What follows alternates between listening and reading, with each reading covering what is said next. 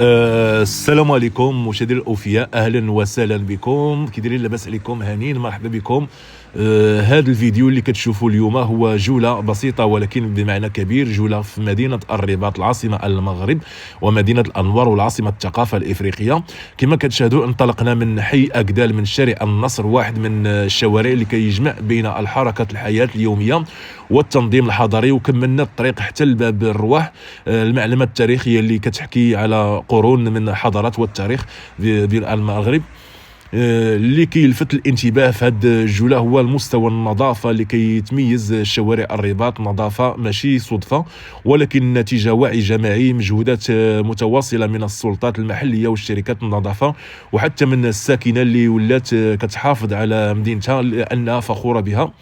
الشارع كتشوف شارع بعد شارع، كتشوف الارصفه نقيه، فضاءات خضراء معتني بها، ما كاينش تراكم ديال الازبال ولا فوضى كتجرح العين.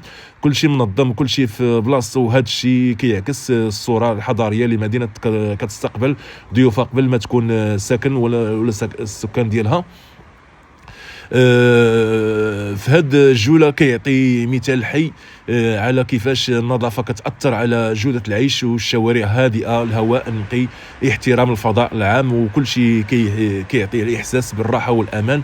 النظافه هنا ماشي غير واجب ولكن ثقافه وسلوك يومي.